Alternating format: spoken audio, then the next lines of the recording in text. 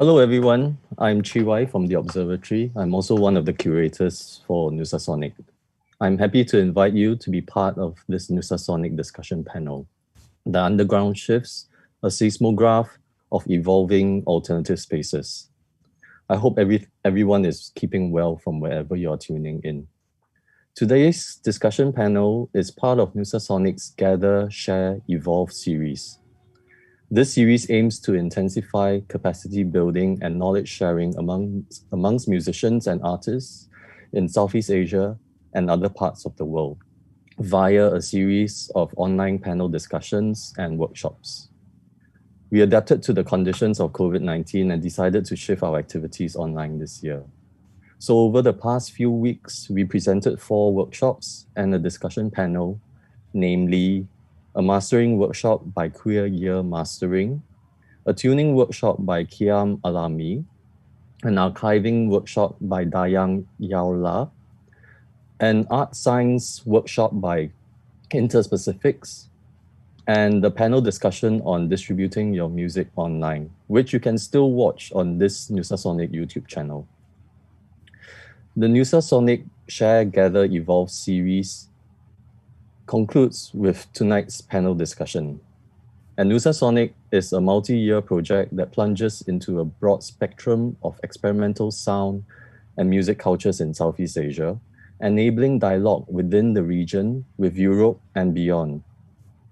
Adopting a multi-perspective approach, the project is collaboratively created by Yes No Club from Jogja, Wasak Festival from Manila, Play Freely Black Kaji from Singapore, and CTM Festival from Berlin. Nusasonic is an initiative of the Goethe Institutes in Southeast Asia. So tonight's discussion will be moderated by Joe Kit from Kuala Lumpur. Joe is a writer, designer, underground music activist, and youth subculture archivist. He's one of the pioneers of the punk subculture in Malaysia, and he has been actively involved in the country's underground music scene since its nascent beginnings. Throughout the years, Joe has been editing fanzines, organizing gigs, running record labels, designing for independent releases and shows, and more. In the 90s, he was a music journalist with the national newspaper The Sun and ran the popular weekly column The Blasting Concept, documenting and promoting local alternative fringe music. From there, he started the long-running online blog, The Rice Cooker, as a central information center for the country's underground scene. Joe continues to be based in Kuala Lumpur and plays guitar for one of the oldest Malaysian punk bands, Carburetor Dung. During this session, viewers are encouraged to comment and ask questions here at this YouTube chat section, and your questions will be passed on to Joe, where hopefully the panelists will be able to address towards the end of the session. Please note that we do not tolerate any racist, sexist, homophobic, transphobic, ableist, or other forms of discriminatory behavior. Without much further ado, I hope this will be a fruitful exchange, and I will now hand it over to Godfather Joe. Okay, hello everyone. Good to see you guys. We're gonna talk about mainly to all the people who are watching. I have to explain what we're doing here. It's mainly about alternative spaces, and when it comes to the term alternative spaces, is the things that not really controlled by commercial interests and also institutions, probably the government and things like that. It's kids for the kids kind of thing, made by the kid for the kids, or made by the punks, for the musician to the musician. So these are the spaces, and we have 5 panelists here who are involved in all this different areas of Southeast Asia, and I'll be going to introduce them to you. But it's mainly they are all involved in the scene there, and probably in the punk scene like Chocho in Yangon, maybe also the dance culture and the DJs and electronica or whatever, which is from the others, I guess. And also we have somebody from Thailand talking about the more how to say the more exhibition kind of type of spaces for arts and things like that. So I'm going to start with introducing Eileen. Hello, Eileen. So Eileen is from Singapore, and she's actually doing a lot of stuff. I'm going to read her bio here. So Eileen is one half of the council. The council is actually a collective dedicated to promoting music from Singapore, Asia, and beyond. She is also the driving force behind 3 of Singapore's most exciting alternative music venues and nightclubs, namely Headquarters, Tough Club, and Somewhere. Passionate about creating experiences and memories to last a lifetime, she has devoted her time to creating well-loved pop-up events and music gigs in unique locations around Singapore, taking punters from open-air spaces to car parks and warehouse locations. So that's Eileen there. And the next one I'm going to introduce you guys to is Kasim. I'd say Kasimin, is it? Yeah. Yeah. Kasimin is from Bali, based in Bali now. He's actually from North Jakarta before, and now a resident in southern Bali, and has been quite well known in terms of the people who love the DJ culture and all this thing. He has been featured in a lot of the magazines such as Fact and Boiler Room. I've been doing mixes for the more kind of international kind of events and stuff like that, isn't it? Kasim is also half of the duo Gabber Modus Operandi. I mean, you guys might have heard their crazy stuff that they've been doing, which is pretty amazing. And they were the headline for CTM Festival in 2019 in Bahrain, sharing production space with TSV, Soti, 700 Bliss, and there's a lot of names there, And he was also the DJ for the closing of the festival alongside Nyanga Nyanga Crew, This Fig, all these names, generating more epic fun. And he has been playing in Europe and all over Asia, basically. The more interesting part is in Bali, he founded Banja Camp Out, which is a family-oriented nature seekers rave camp that celebrates local talent in Bali, and also founded Rekam Jejak, a small collective that presents fresh ideas from Indonesia's contemporary music scene, featuring people like, Senyawa. You guys should know Senyawa, and Philistine. So our friend Kasim here is not like the normal DJs that we know of. He's very he has a lot of different type of music or genres that he mix in, and he's really into like mixing a lot of new stuff, especially from what I heard now, the more kind of like local kind of sound that they have there in Indonesia and Bali. Okay, so the next one we're gonna go to is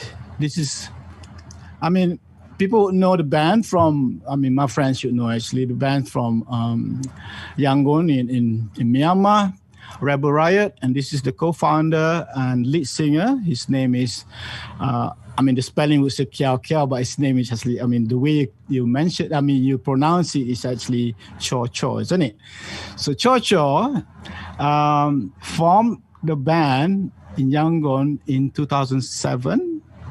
That is right after the Saffron Revolution, if you know about that.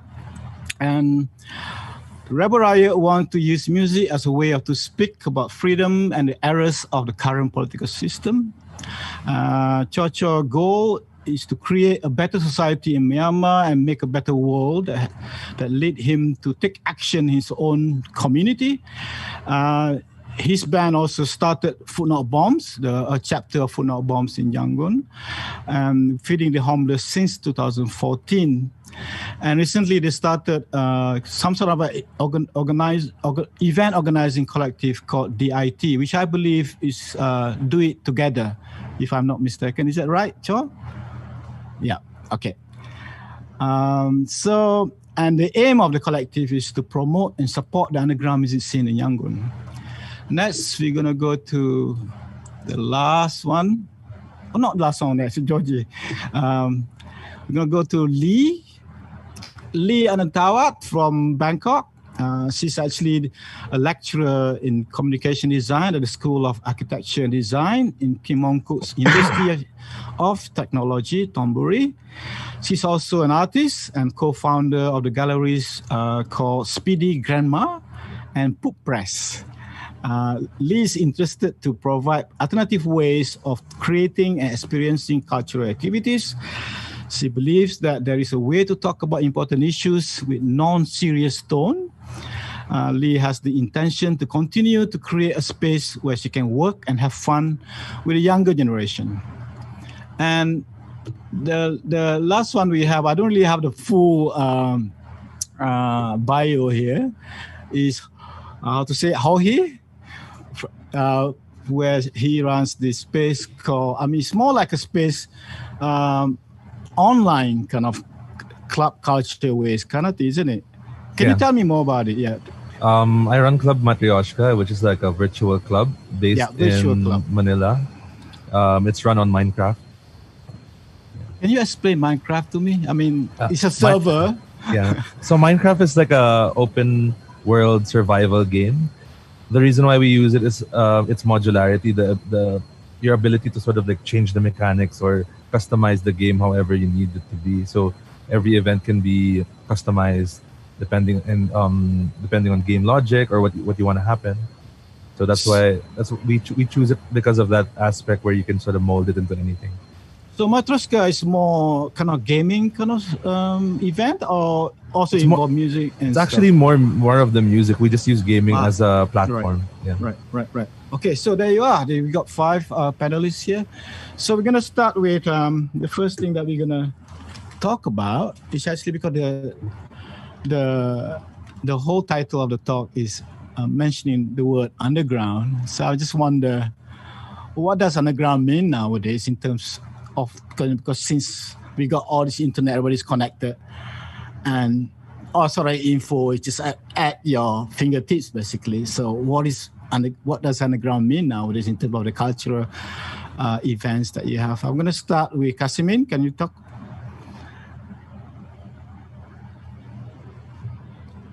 I can't hear you.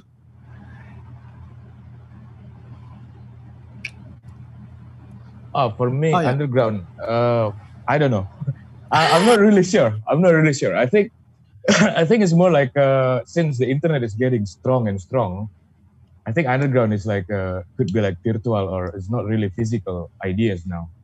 So like what Jorge doing with the Club Matryoshka, and maybe just me, but the idea of underground now more going into the ground, because the thing is like the globalization kind of make it more like similar everything. So for me, when I'm like if I'm traveling or tour, like what underground is actually what more locals, like things like really locals, because somehow like in my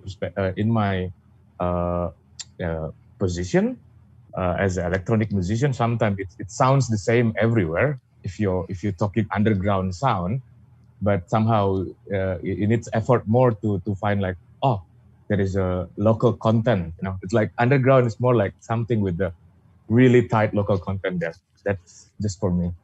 Do you mean when by local content it means that it has a lot of strain from the local music or the traditional music that around the area, or what? What do you mean by that? I think like even like simple stuff like I think in the past 2 years I'm really enjoying the non-English speaking music that I don't even understand, to be honest. Just the problem is mostly the typo, right? I love Thailand music, but I don't know how to type it, or Myanmar music. But I think that's also it's kind of I don't know. It just worked for me to defining underground itself, rather than the term like genre or like a space. So the idea for underground for me is more like absurd. It's more like personal. I don't know if it's like makes sense. Sorry. No, it makes sense. Makes sense. Okay, what about you, Lee? Tell us about it. What is underground nowadays?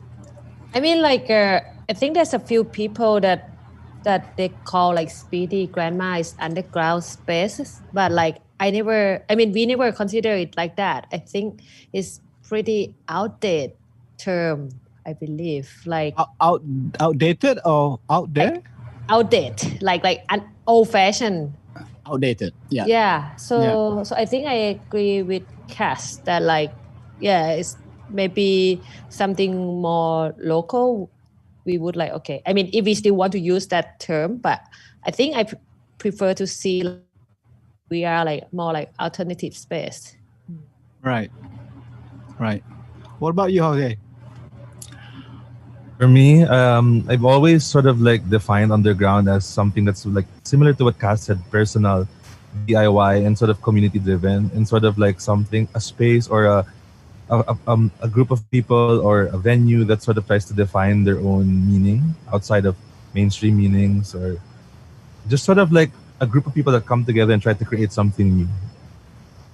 Right. Okay. And Chocho? For me, underground is they are truly artists and the owners find themselves without influence from many or without any influence from authority or any commercial. They stand by themselves, DIY lifestyle, and they are not doing for other people. They do from their heart and they do for themselves. It's right. truly artists. Okay. Eileen, your time now. Okay. What do you think? I mean, I guess underground is always quite a broad term, but the way I look at it is always quite driven by the community. And it's really, I guess it's the people who make the underground, because it's like coming together of ideas and coming together of this effort or this collective desire to constantly create, to constantly be pushing boundaries. And I think that's what makes the underground. And I mean, I agree with Lee, the term is outdated, but I guess it's as close to a term that we can kind of like use for now. Right. I think the term will be coming back in a more, preferable way. And it's basically because of the internet mainly, because, back in the day, I remember my days, it's so hard and there's only a few. When we were hanging out back in like the 80s, probably about 88, 89, it was only about 20, 30 people who kind of identify with what the term is underground in a sense. Anyway, so the next topic I want to ask you guys is mainly on the history, or what is it that you know about the history of alternative spaces in your own countries. So let's start with Eileen again. What do you know about? Can you tell us the history of it? Yeah. I guess in Singapore, the underground spaces have always been quite community driven. It always comes from the ground up, just because I guess as most people already are aware of, Singapore's quite strict with a lot of things. It's a place that, the term fine city is always quite loosely applied to. It's like a nickname for Singapore, right? Like you can get a fine for just like jaywalking or whatever. Yeah. So like, I feel like maybe a lot of times, especially from the previous generations, the underground spaces that used to exist were not as widely known, because a lot of things happen. A lot of things do happen in Singapore, but a lot of things happen kind of like under the radar, because the community here across all the different sectors are so closely knit that you don't hear so much about. But once you come to Singapore and you kind of like get to know people on the ground, you actually discover that there's so much happening in the little city. So yeah, there's always been a lot of different types of underground spaces, whether it's like clubs or like just bars, or I guess a lot of times there are also a lot of like independent promoters who are doing things in, whether it's like galleries or like pop-up spaces, or just like taking warehouse spaces and just like turning it into, whether it's an art performance or whether it's like a full-on rave. There's always a history of that, but it's not very widely known. Yeah. So, yeah. Yeah, I think starting about maybe 2-3 years ago, when I want to know what's happening in Singapore in terms of the punk rock show or the hardcore show, the flyers will come out, and there will be no venue stated there on the flyer. You just say, "Ask a punk." So you just go meet somebody who's a punk, and then they will tell you where it is. So yeah. I mean, I guess in Singapore, the challenge has always been that there's kind of like almost like a negative connotation when it comes to like alternative forms of expression. So a lot of things do happen, but under the radar. So it's really about like just getting to know the people on the ground. Then you can really discover the other side of Singapore, which is not what you see in all of the ads and all that. Yeah. Okay. Thank you, Eileen. So now, Chocho, tell me, what's the history of the spaces in Yangon or in Myanmar itself? Really, before I'm talking about this, everybody, I think, already know about Myanmar is under our military system for so long, right? Yeah. So these kind of side effects are, until now, we are going to change the democracy, but military are still influenced from behind. That's why I think we don't have an underground space at all until now. But, sometimes when we went to make concert or kind of underground thing, we run to the art gallery or the beer station or beer bar. But most of our underground area is under the bridge. Yes. And our underground, the underground scene is under the bridge, because under the bridge is, I think, authority police, they are not so attention what we're doing, and because of this space, it kind of safe for us. So also nearby rubbish area, the rubbish collector and underground musician, we hang out. Even this, sometimes police are trying and try to control. So actually, we are underground scene is most of the time are under the bridge. Sometimes we run to the beer bar and a gallery. So when does it start? I mean, in terms of performance starts to happen in Yangon in that sense? I think underground scene is start 1994. But wow. I mean, in this time, breakdance, they dancing on the street, the PMH culture, something like that. Now, one of the friends from breakdance group who traveling over the sea after he popped to the magazine inside the interviewer sex store. So this group found this magazine. After that, they became a punk. Oh, okay. So that's how you found punk. Wow. Yeah. But this is not my generation. This is our first generation. I am just 2004. I found punk in 2004, but this is happening in 1996 or 1997. Right, the mid of the 90s. Then. Okay. Yeah. Okay, Jorge, tell me what's happening in Manila and then the rest of the country there. Well, so my first sort of like encounter with alternative spaces in Manila was after this sort of craving to learn more about different kinds of music. Before I was producing electronic music, I was actually into punk, post-hardcore. I was into like synth punk and stuff like that. So I was very active in the band scene, but I was craving for something more. Then I sort of stumbled upon Wasak, Tengal, and them. And that's been a huge inspiration for me, because I've been following his work ever since I discovered him and his peers. So a lot of their projects actually have shaped the stuff that I do. They've inspired me to sort of like go against the grain in terms of what's happening here in Manila. So the earlier spaces were related to Tengal's projects. He had like a bedroom lab, And after that, he also had this thing called Terminal Garden, which was actually his house. He would convert it to a space where people could do like show and tell type presentations, or people can share performances. There's a lot of really mind expanding projects that he was hosting, like these deconstructed food exhibits where they would serve you a menu. And it's like deconstructed food of Manila, street food and stuff. That was interesting for me. Also being able to be exposed to people that would do workshops about coding, about creative coding and stuff like that. So there was that Terminal Garden, and then eventually when I started getting deeper into electronic stuff, I started like hosting my own shows, similarly to Chow. Like I would sort of bootstrap art galleries. There were so many venues, but they weren't catering to the type of music that I was craving to hear. I wanted to hear sort of electronic music, and beat makers sort of be the sort of like create the context for that sort of content. And most of the clubs that time were into like top 40 dance stuff, which is not bad, but it wasn't sort of my taste. I wanted to see something more left field.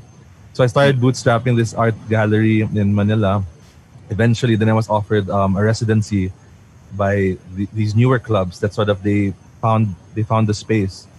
And then eventually I started getting connected more to club owners who wanted me to sort of do alternative things in their spaces. And then, so there's B-side in a place called The Collective. It was like a compound. And that's where everyone had their punk shows, their dub shows, their left field shows. And then eventually the owners of that space opened up another space. What's interesting is if you follow the history, it's all the same people. So I sort of look at them that they're my parents, even though they don't consider me like the children. But I look at Tengal and them like my older brothers and like the other people that run the scene. They do a good job at taking care of everyone here, and sort of like encouraging people to do their own things. And do you know what's happening in places like in Cebu and other areas beside Manila?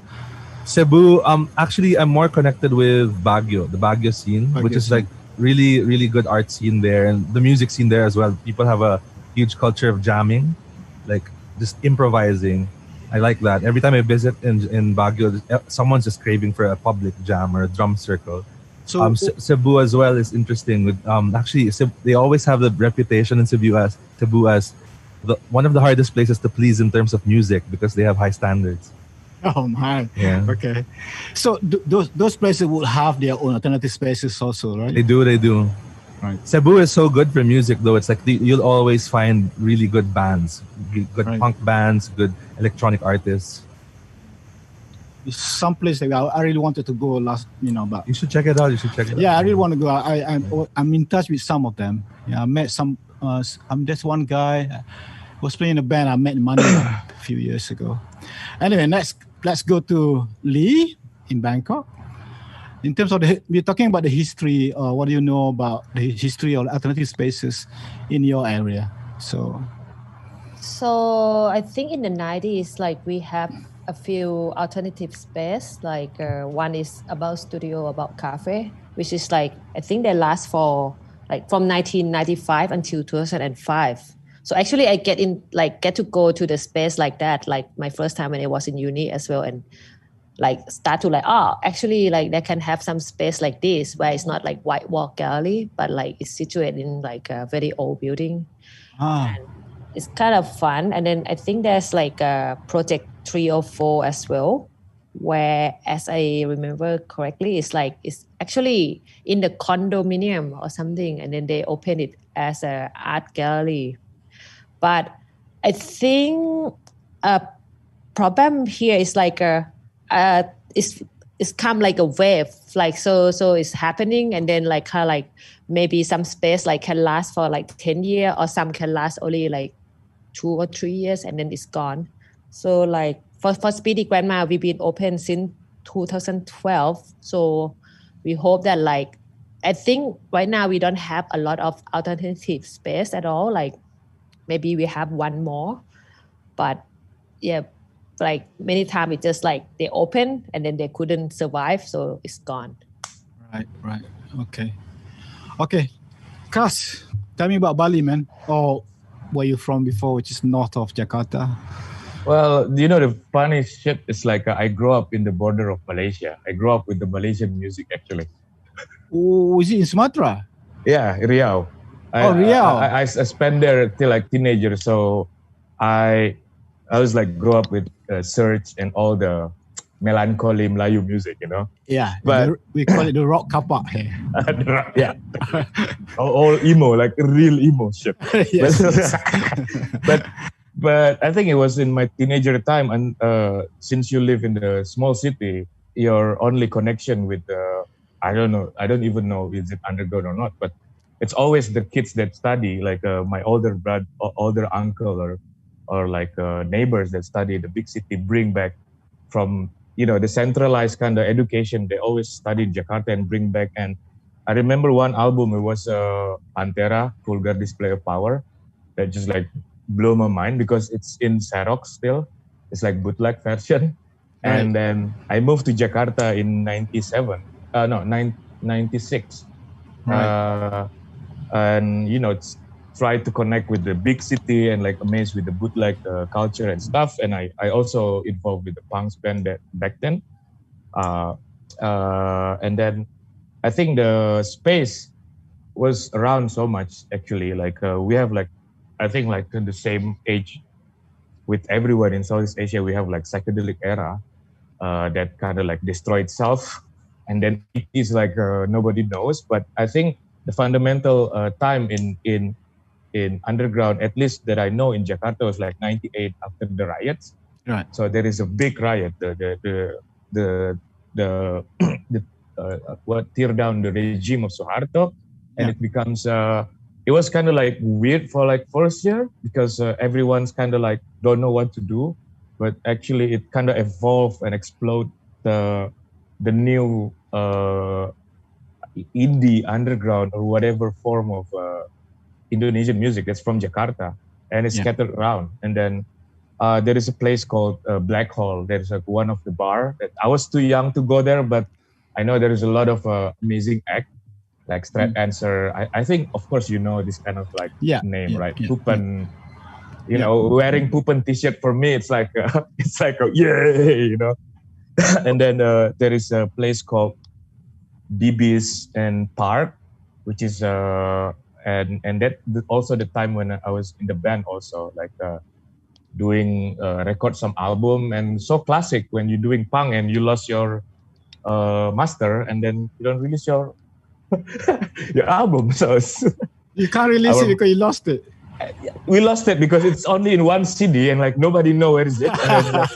And we found it after 10 years. After 10 years we found it, and my friends like, dude, let's release the album. Like, no, fuck off. It's just not relevant anymore. But yeah, and then I moved to Bali, and then like and it's kind of dragged away to like, because I'm not really intended to be DJ, but I was living with my neighbors is actually DJ. So it was kind of like automatic, like, oh, this is cool. And I started to become a roadies for her. It's actually her. Become crew, and then suddenly doing gigs. And yeah, it's just organically happened, man. So the gigs there at that time when you become the roadie, where were the gigs? Was it like alternative spaces or clubs or? It's interesting because she's one of the open gay female here DJ, which is like really, really rare back then. Like in like it was I think like 8 years ago. It was people and people know, and then so I end up hang out with a lot of like queer party, and it's way more fun. Way like queer party is the best.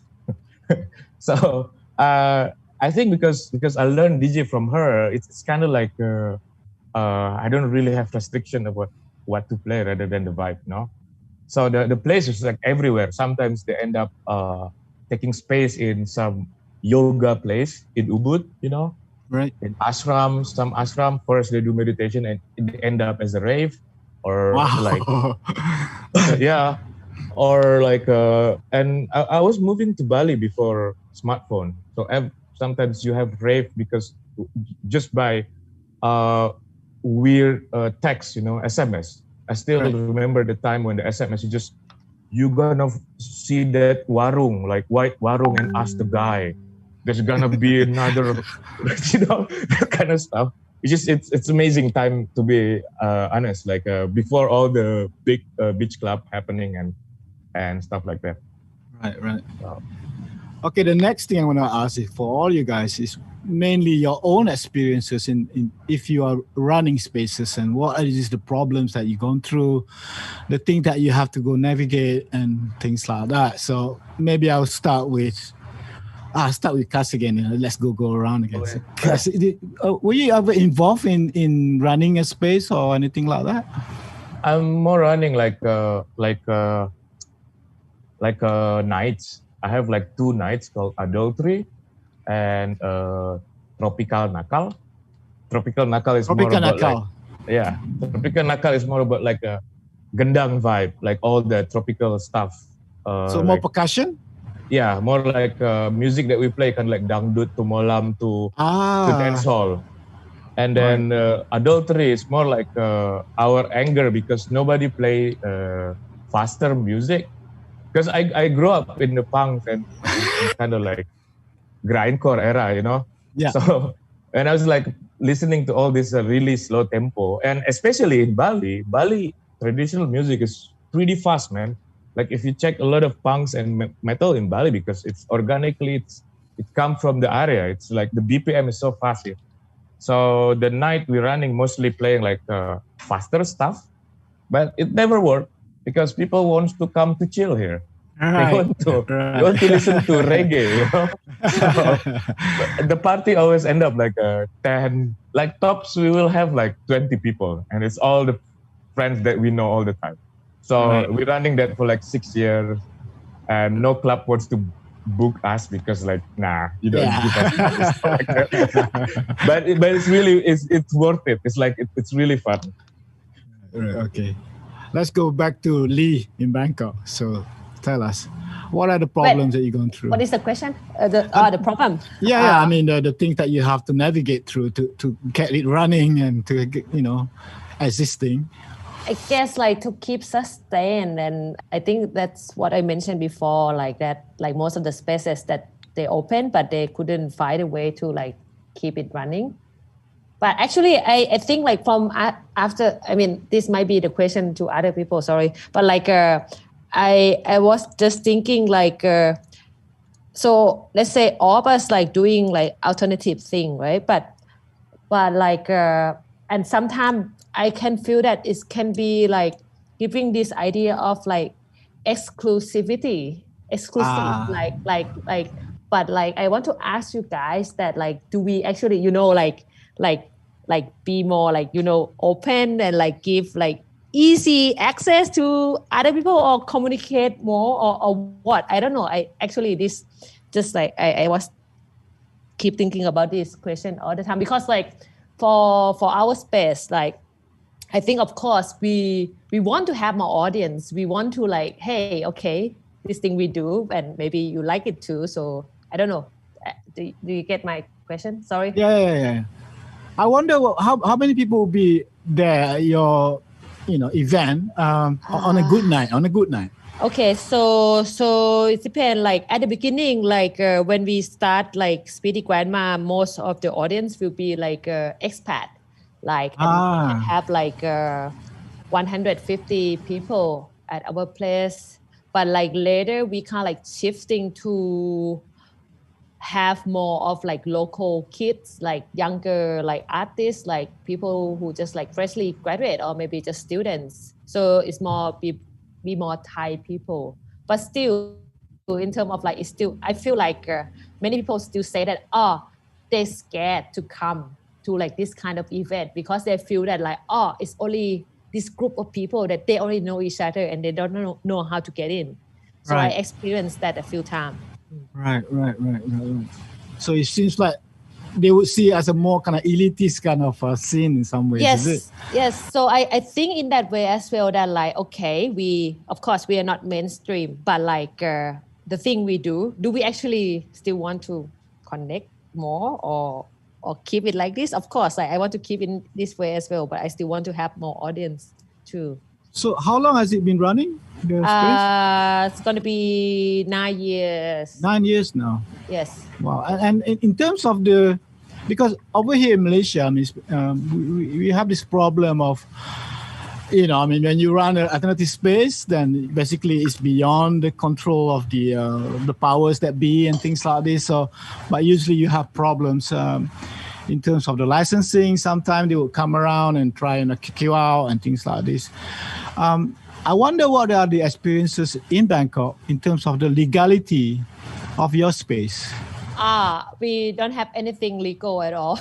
I guess we try to I think at the beginning we were having a casino, illegal, underground casino next to our building. So that's kind of safe in a way because the police never came and we can play loud music. But then now we moved to another space. So of course we still kind of scared sometimes, but because we know that it's never become super big event. So we kind of can get through with that somehow, that we just having party together, something like that. Yeah. Okay. Let's go to Jorge. I mean, Jorge is running really something very, very interesting, because I do heard of people doing live streaming nowadays through Facebook or through YouTube and stuff like that. But what you're doing is totally I think it's the first time I heard it. So tell us more about it. And then what is your experience before that actually? Before that. Yeah. So Club Matryoshka is actually a response to everything that we struggle with in physical spaces. Right. It's a response to club politics, gender politics, capitalism, and all of these things that can be limiting to us as people who love to express ourselves. So Club Matryoshka is basically an online club. Initially, in the start of it, we were using memes to attract people. So we wanted to. It's similarly with how Lee mentioned that being an activist or being political can sort of have a light tone to it. We were trying to attract people with memes and sort of let them understand the political ideas when they're inside the club.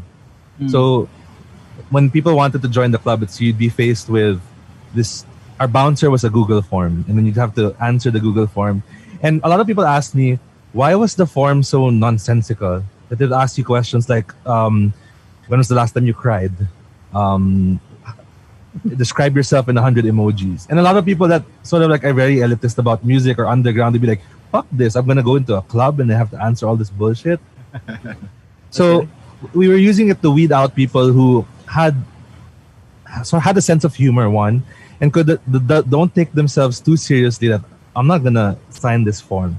It's not supposed to scare people off. It's supposed to see who's willing to go through that trouble. I mean, it's a free club. You don't have to pay anything. It's a crowd-funded thing. So basically, it started off as a joke. Me and my friends, I was taking a break from making music because I was going through a creative drought. I got into video games. Prior to this, I quit video games cold turkey for years. And the moment I started playing video games again, I got addicted to survival games. So my Minecraft was introduced to me by another beatmaker friend. So Club Matryoshka is actually run by a bunch of musicians that also are into games. So that's sort of the link. So one day I fucked up in the game. My house burned, and I was inspired when everyone was because you can die in the game. Okay. I thought your house. I mean, so it's in the game. It's in the game. Okay. So when everyone was sleeping, this was around 3 a.m. in Manila. I was building a club inspired by Berghain, inspired by clubs in Manila.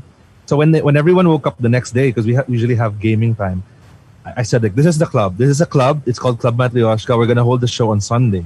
I made a website in 1 week. I made the form. I made everything, and then we opened it to public. And then suddenly it was full. It was jam-packed. And the performers were just me and my friends. And that was the first time we ever experienced it. It was just a joke. And then eventually we decided to continue it. So the next event we started booking people from abroad. We booked our artists like Swanmi, DJ Heroin, Muko Muko. Wow. It just ignited. And then we just started taking it more seriously later on. We started holding 24-hour festivals. We held a collaboration with CTM Festival as well. And yeah, we just roll with it, and we're able to throw shows. We're able to pay our artists even more than what we get here in Manila as a DJ or as a performer. So for me, it created the space that people can sort of be whoever they want. They can hide behind the avatar. They can be whatever pronouns they want. They don't have to be afraid of harassment. They don't have to be afraid of a bouncer that doesn't want to let you in because you're gay. Stuff like that. You didn't need to have a drink. I mean, you could have your own drink, bring your own beer at home. But for people that don't want to drink, they can still enjoy the music. For people that are afraid of clubs, we have a lot of people that have never gone to clubs. When they go to our virtual club, they're like, if real clubs are like this, I want to go.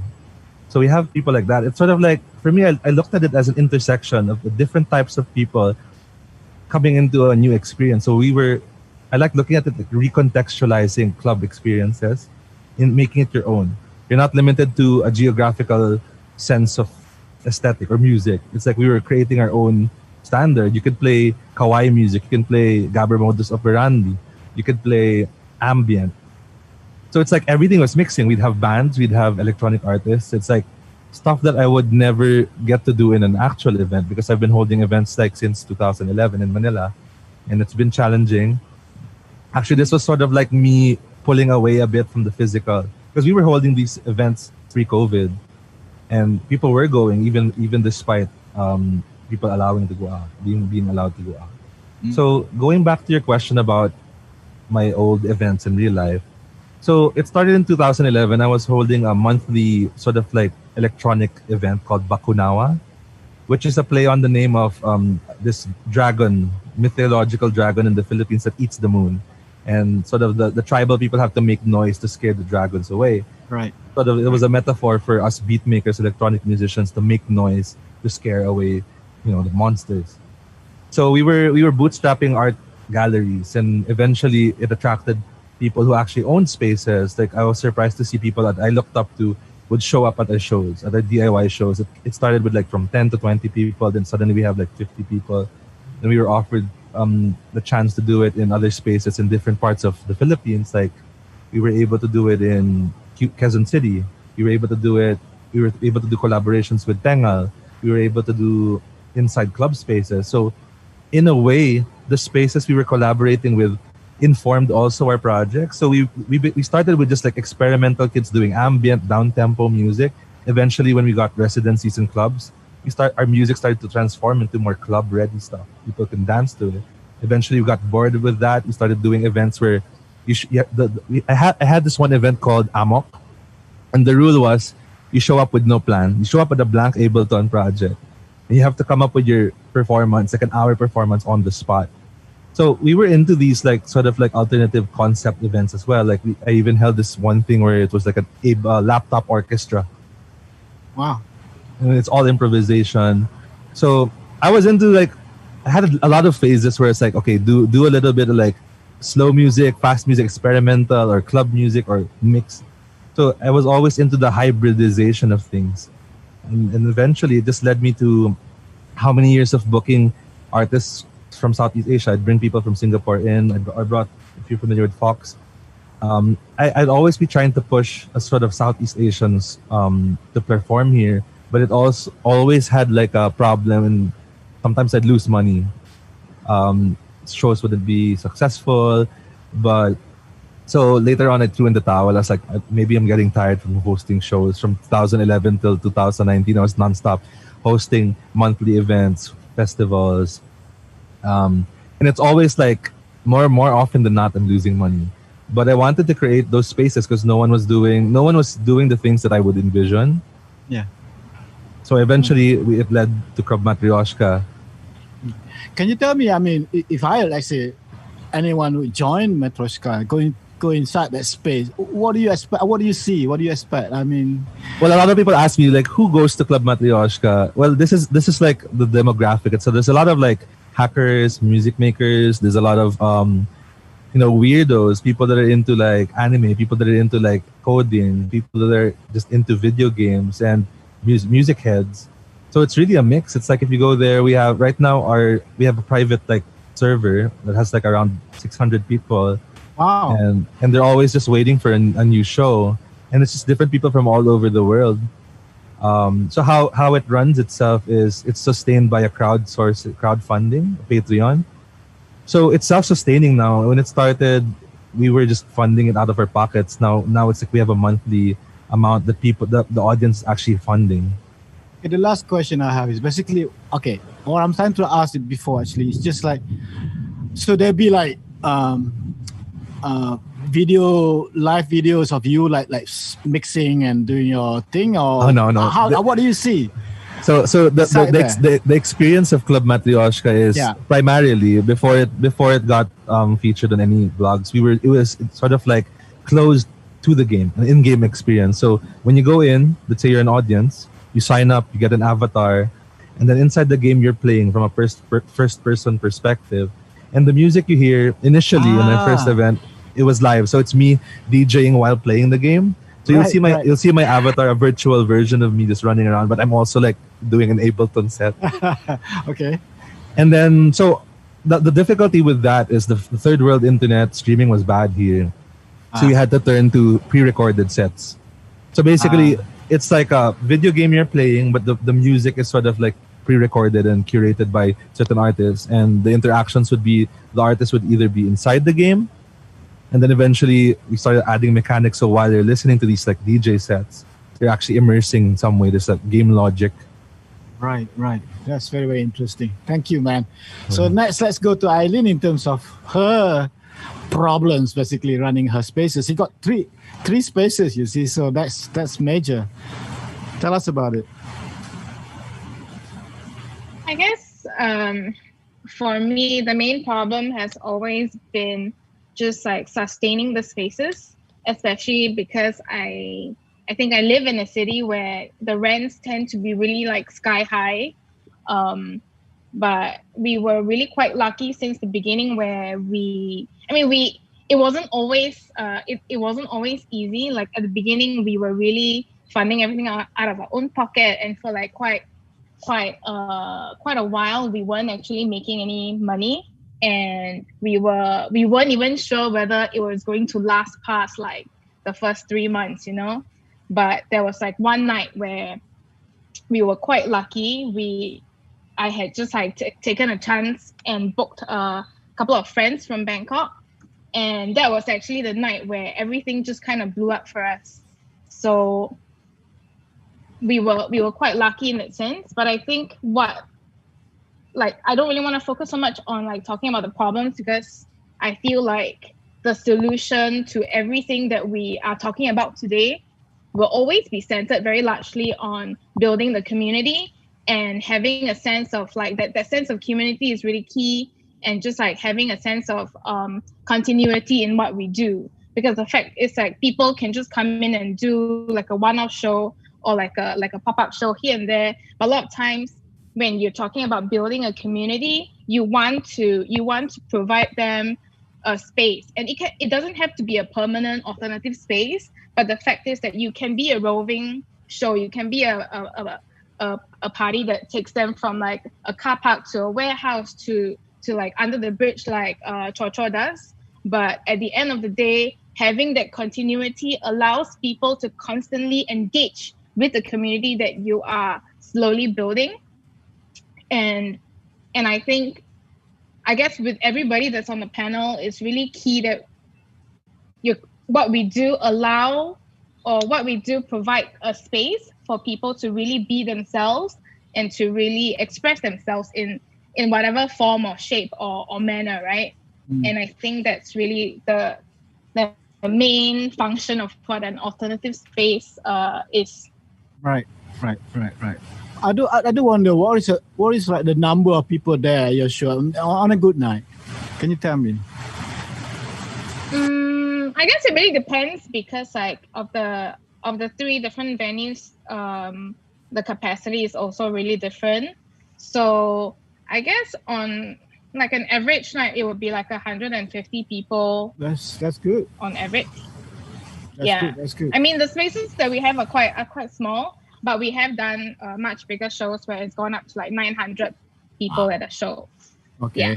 Wow. But it's also really interesting because when we started, like the first event I ever did, it was like 30 people. So to see how that has kind of grown in the last like 4 years is quite interesting, because like what Lee said in Bangkok, when she started, it was like largely expats who were attending the events and things that she was organizing, and it was the same for us here in Singapore as well. I guess because of the music that we do, it appeals largely to a European audience, or rather, the expats who live and work in Singapore already have a taste for that kind of music. Right. So for us, also at the beginning, it was like a lot of expats, and over the past 4 years, it's actually really nice to see more and more like local, like Singaporeans coming out to the shows and getting to know each other on the dance floor, or actually supporting the local DJs and the musicians that we have. So it's actually really nice to see how everything's grown in the past couple of years.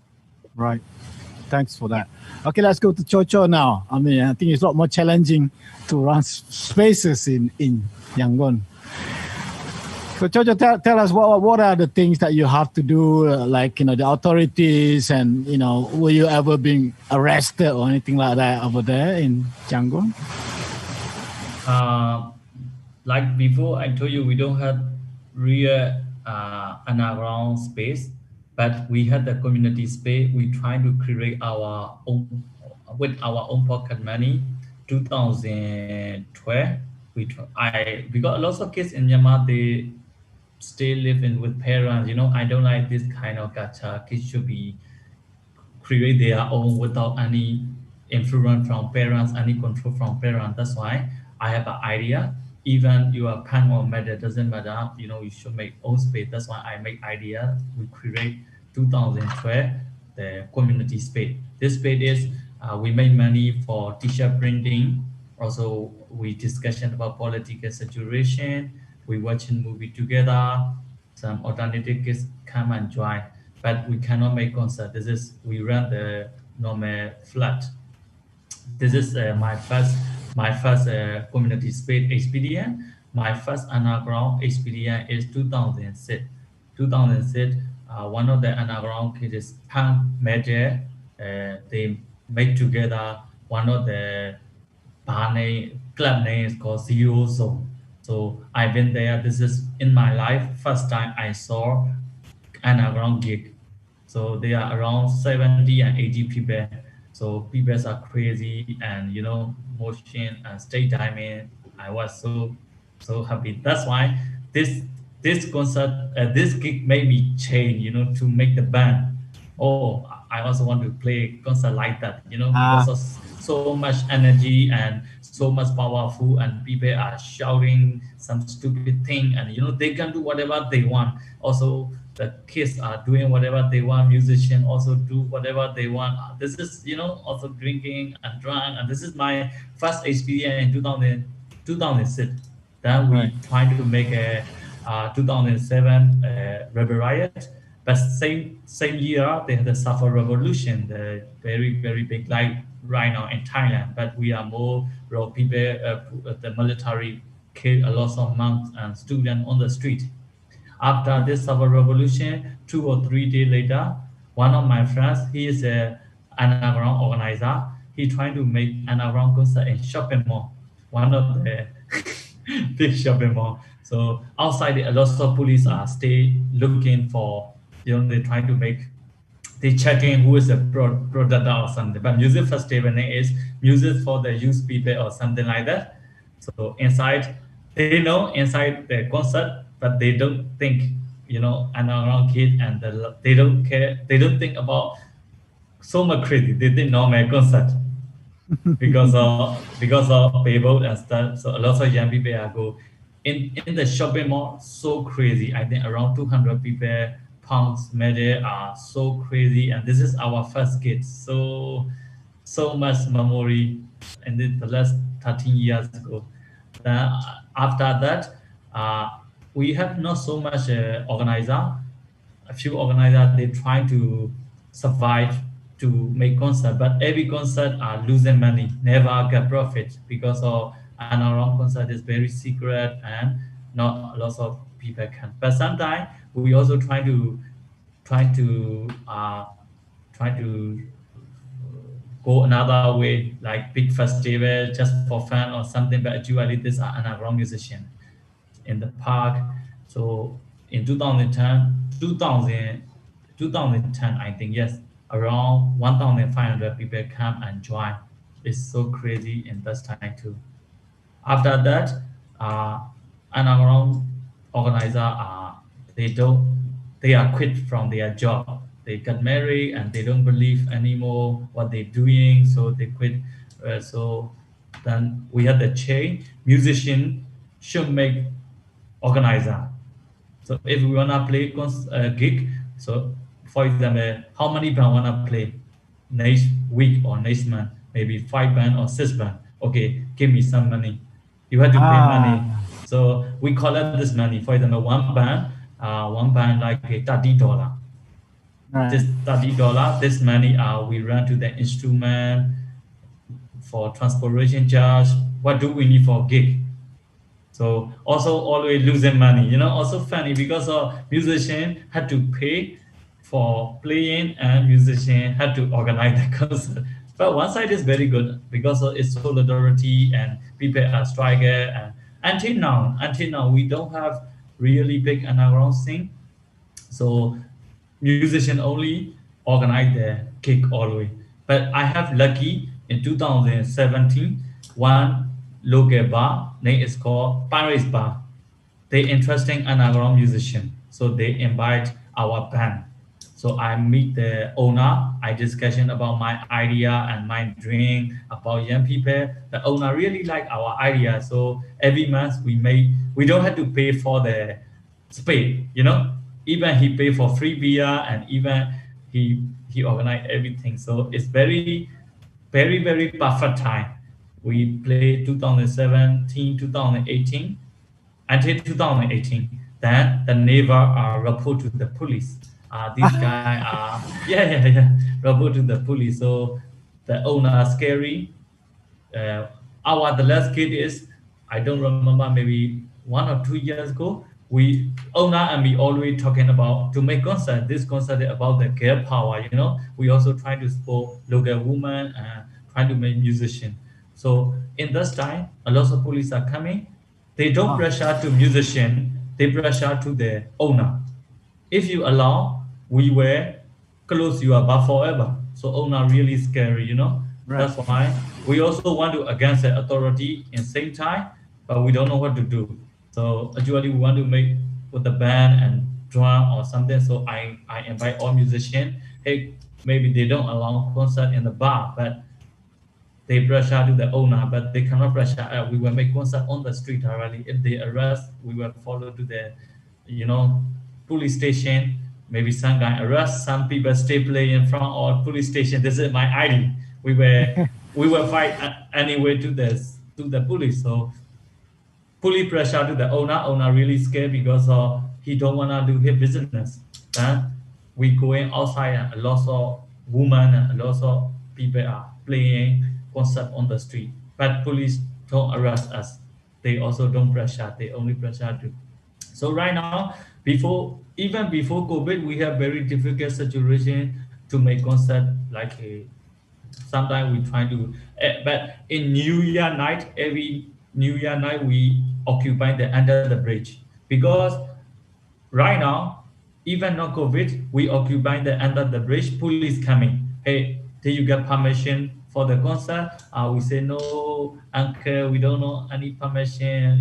We are the punks, we don't know system. I'm sorry, please allow only this time. We try to negotiate. They want money, but we don't want to pay money. So we always try to negotiate. Okay, how long you will get the time? 2 hours. No, we will allow 1 hour. How about 1.5? so we have police are always like that. But New Year night, we can make freely because of New Year night, the whole city is crazy. People start drink and fun, and the police are a few. They are just a few. They cannot control the whole city, so they cannot focus only us. Normal time, they only focus us. But in New Year night, they have to forget the whole city. So we can do concert very well only in New Year night. But even now, without COVID, we cannot do this because of police so much attention to us. But normally they don't attention in the past under the bridge, but now police are, they always trying to make business. But also Myanmar police, they're so scary about mobile phone. So when we make concert, we say, hey, when police come, don't be violent, don't rude to them, just make video, record all police. The last New Year concert, police coming, a lot of punks are making with the phone and video. They're so shy and they're so scary. This is our bonus. That's your weapon, man.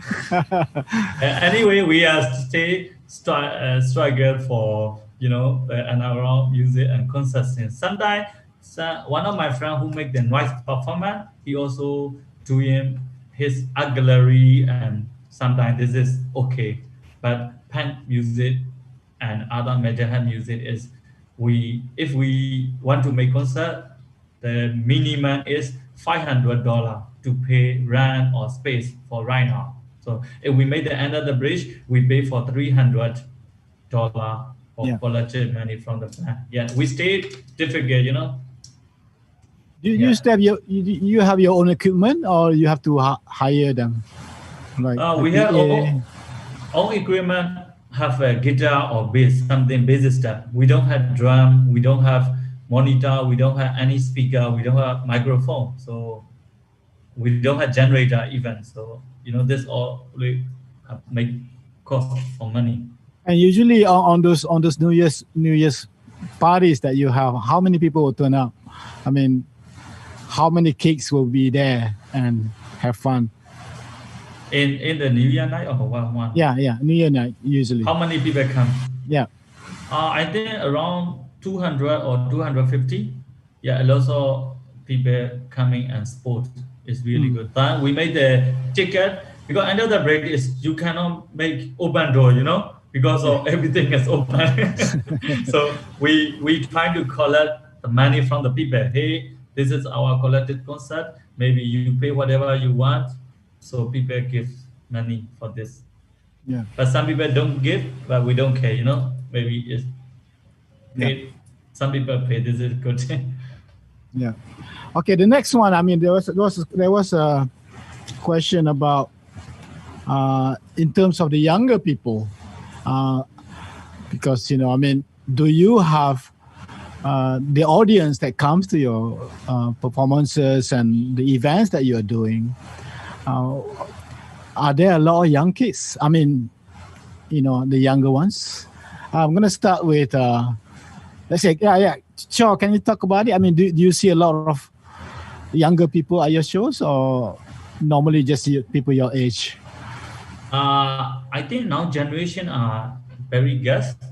The last 10 years ago, a lot of young people, a lot of new face young people are coming. Now a lot of young people they interesting other mainstream music. They are not so attention to self-culture movement or underground movement right now in our country. I think this is like the whole world, So is it K-pop? Are they getting into K-pop now? Kind of K-pop or EDM or something like that, So right now I see less young people. We see say same age like me. Most of people are, yes. But the last 10 years ago, different. A lot of the new face young people are coming. They're interesting self-culture and around thing. But right now, totally changed because Myanmar change so fast. Everybody have phone like a few years ago. Then people are spend time. They don't interesting the underground culture anymore. So very sad. But I think it's very back like a rotating, Yeah. Ups and downs. Yeah, it's a cycle, man. Yes. Okay, what about you, Eileen? In terms of the age group that comes to your show and stuff, because I was in about a few years back. I was hanging out in Tokyo for a bit. I was doing my research, and I went to several parties mainly where all these DJs and people are playing, and then there are young people, but what they're doing, what they were playing, the music that I grew up with back in late 70s, early 80s and things like that. So I wonder, tell me what is your experience at your shows? I guess for my shows, over the years, I definitely do see an influx of more and more just like younger Singaporeans coming to the shows. And I mean, I guess like what we were talking about earlier, the whole thing with like technology and how music, arts, and everything is so easily accessible nowadays because of the internet. That has definitely helped. I guess help the community grow in that sense, right? Because like you may not have been to a club before, like what Jorge was saying. Like some people, they start off not being. Maybe when you started listening to music, you've not been to an actual club before. You've encountered it on a YouTube video somewhere or like a SoundCloud link somewhere, and that has helped people discover different types of music or different types of art, and kind of like, I guess eventually they'll find their way to the right places where all these like alternative spaces and things that we guys, all of us are working on. So yeah, it's really interesting to see how that growth has kind of happened, because I guess for us, it's quite, the growth has been quite organic, and it's like there'll be some kids who will come to the club, and then the next week you'll see them come back with like 2 more friends, and then the next week they'll come back with 2 more friends, you know? So like in that sense, it's always really interesting to see how people are bringing more people to the shows, bring more people to the club. And a lot of times when we do like outdoor events or like pop-up shows or like warehouse raids, that's also kind of when we actually see a huge growth in people, or like we just suddenly see a lot of faces that we don't recognize, and a lot of times that's their first touch point with us. But I think it's really encouraging, because like it's not just that one show that they come for. Like the following few weeks, we'll start seeing them appear at the club, which is nice. Cool. I do wonder though, are there any other group of people doing the same thing that you're doing in Singapore now? Yeah, I mean, there's quite a lot of different promoters in Singapore, and not just for me, I mostly do house and techno music, but there are other promoters out there who do like drum and bass, house and disco, like even the younger promoters who are doing more like experimental stuff involving performance arts, music and stuff like that. So there's definitely kind of like a different, there are different pockets of people doing different things. But it's always nice when there are different events or spaces where you kind of see different people from different circles just kind of like converging together, because like it's that whole having these kind of spaces where people can converge and congregate and share ideas or just get to know each other. I feel like it helps the scene move forward, or like allows for people to meet other people that they can collaborate with. Right. Thank you for that. Okay, let's go to Kas. In terms of the younger people in his scene, are there like, you know,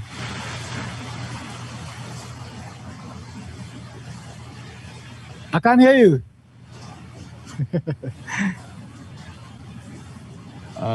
Okay. Younger people in my, because I stopped hosting now, like for the past 3 years, I was just doing production. But if it's like the space, I don't know, maybe the way we play is providing the space. I'm not sure if it's like more, it's too vague. Too big? You mean, what do you mean by big? Too vague. Oh, vague. Too, okay. Yeah. Yeah. So it's not a set form. So anything can happen kind of thing, is it? Yeah, because when we start doing like, I mean, like my DJing is nothing compared to Gabber Modus Operandi, right? So like Gabber Modus Operandi start as a joke, like everyone here. We mostly doing stuff starting from jokes, right? And start to be like, okay, it's getting fun and getting interesting, because it's funny, like starting as a joke, and also like what Chow Chow told us, like the first gig of Gabber Modus Operandi is actually in the punk show that we need to pay $12 to perform, because we have also that kind of like a situation when all the punks get like chip in the money to rent the sound system. Yeah. So we play there, and then surprisingly we just play whatever we want in the really fast BPM, and the punk kids like get it, like whoa, they start like rolling and then like puking and then it's like smashing things. And it's like, that's our first concert. And then like, oh, wow, it works. But the second concert, it started to be like really, second and third, it become really weird because we do DJing. We play our over people's songs. So I start to talk to Ichan, to my partner, like, let's do our music. I have a music that never going anywhere. But we always starting it like, we try to start it as an art project rather than musical project.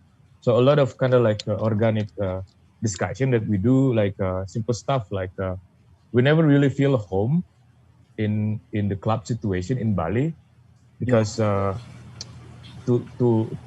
get there you need to have like, you need to put something to go inside the club. You need to be cool. You have to fit in. You know. You even like, I don't know about you guys, but in Indonesia we have this culture that you buy a table, which is like I cannot afford it. Like most of my friends cannot afford it. So there's kind of like this layer of a club culture that doesn't fit us and kind of rejecting us to make it feel like home. Right. So the idea of how we make our music is like how to provide space for them. So one of the stupid things is actually using the old scale of Indonesian music, which is like pelok and slendro. So we only use the things that actually familiar in the TV, like the cheap stuff. And especially if you know Bali, like the culture was like so strong here that you can feel the ceremony everywhere, every day. So it's organic for me because I have like techno, drum and bass, and then I go home and then like all this traditional music. So start like melting together, and then we just start. Let's do this hardcore, like imaginary hardcore music or rave music that never happens. So we start making Geber modus operandi. It never happened, like because and even the name also. The name is Geber modus operandi. It's coming from in Indo. Geber means vrooming. It's like vroom vroom, you know. Okay. And the funny shit, when we go to Netherlands, we play in Rotterdam, which is the mecca of Geber, and a lot of like Indo kids live there come, and then even like a person of color, and they start like, whoa, they decolonizing the Geber, and we just don't know that there is a political background. We don't really make it political, you know. But the idea of Geber is actually a low class music from Netherlands, which is actually our colonizer. Like it becomes like really twisting point that we don't even realize it, because we just want to make like hard music. We want to play hard music. We want the main idea to make space for us. It's like maybe my condition is kind of like chow. It's like it's really depressing to even to think about like to presenting ourselves. So we start to doing like let's talk about what's the roots of the problem. I think in our home. So the roots of the problem in from our view, it never feels like home, because people don't dance the way they would love to dance. I mean, I'm Southeast Asian, you know, like you have this certain move. You even like like doing like dangdut, you know what I mean? Like so that's one of the things. But when you go to club, why people bitching you when you start dancing weird? It's like and the funny shit, the people that doing that is the underground people, you know, the underground, which is it's kind of like confusing for us, because isn't supposed to be underground supposed to be the safest place? Why you cannot even liberate your body move, you know? So that's the main force of why we want to do Geber modus operandi. We want to present like fuck the space, claim your own, stuff like that, you know. At least start from your body, and then in terms of the viewer, we don't really find it stupidly, because we're doing well outside than in our country. We never play in Bali, but we tour in Europe. Yeah. And then we got the hype. We got the hype from Boiler Room, this fancy. And then, of course, the capital. The capital kind of like, ooh, who's these kids from not capital? Why Boiler Room wants them, not us, So they invite us to play. And that's one of the most beautiful moments that we have, at least in Indonesia, when I don't know if you listen to our music. Yeah, I do. Yeah. But we have a Insta story that sent to us that couple of the audience there. I mean, this is like hipster kids, the cool kids with the Supreme T-shirt, whatever, Okay. But couple of them got possessed. Oh. Yeah. They start to and dancing like possessed, which is like, it's beautiful. That's exactly what our point to claim our space, it's so depressing that we don't even want to complain anymore in Bali. So to see these young kids dressed like a normal kids, but dancing the way they want to be, they possessed by tiger, or they want to become old lady, whatever, and that's really, really interesting for us. And that's kind of like the moment that we kind of like, okay, this is working, Right. Thanks, man. So, Lee, let's hear from you about the whether there's the younger generation coming through or not. Yeah. In your spaces. Actually, I guess we have more and more young people come to our event, which is quite good. But I started questioning as well, where are people in my same generation? They don't come to my space anymore. And then I started having, I kind of after listen to all of this, I kind of understand my position as to open this space. It's of course young people, they still need some place to that they can meet and do something together or talk or discuss. So yeah, I mean, yes, we have a lot of young people. And do they started to do their own thing, or yes. Oh wow. Yeah, so I think they kind of forming some collective as well. So that's quite nice. So it's quite good to see. Even of course, many of them, they still couldn't really own a space. But I'm not sure that it's relevant anymore, that you need to have your physical space. I guess maybe the new thing is you just keep mobiling your event or somehow. I don't know. Or maybe go the way the Hohe is doing, another dimension, basically. Yes. Yeah. Okay. Hohe, I mean, I believe, probably the people that goes to your online or yeah, actually, it's opposite of what Chocho said. It's a lot of my generation, or the people that I started doing events for, or the people who would go to my old events in real life, they started to disappear. And it started to get younger and younger. And I guess the success of Club Matryoshka initially was because people already knew that I would be the guy to host crazy events. It's you would come to a festival of mine and there's a bunch of people in Elmo mascot, Sesame Street mascot suits performing all these internet genres and stuff. So when I transitioned to doing an online club, it was normal for all of the people who like weird shit to come to my shows, to come to the club. So I guess it's safe to say that it's all of the young people, but there's also surprisingly more older people from different countries. From the Philippines, it's all younger people. Let's say college students, or for lack of a better term, people are gonna say they're hipsters.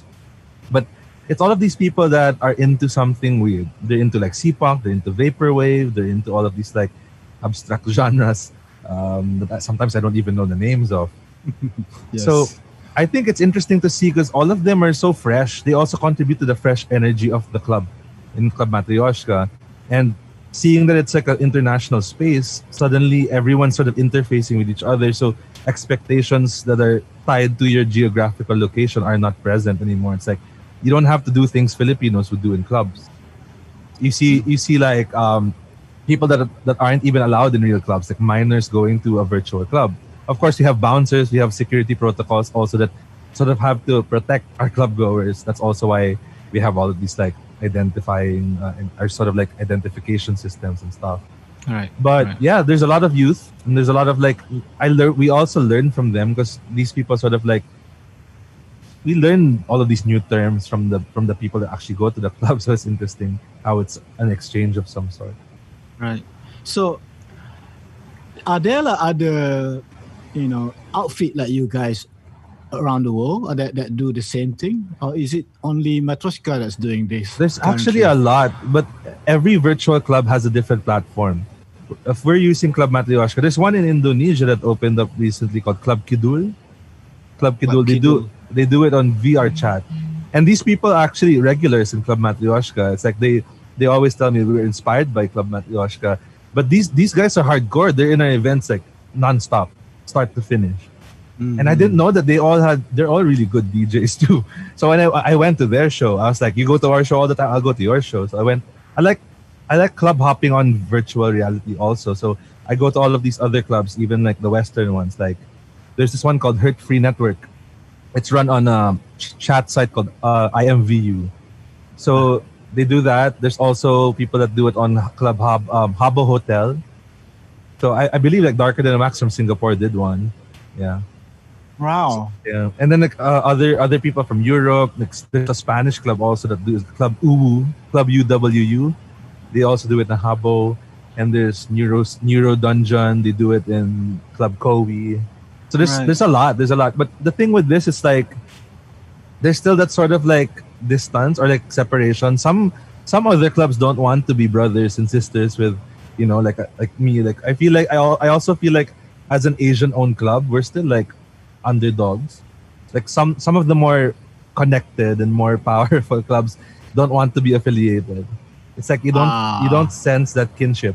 But for me, it's like the other Southeast Asian clubs, virtual clubs, they're so keen on keeping together, connecting, and sort of having this sort of alliance.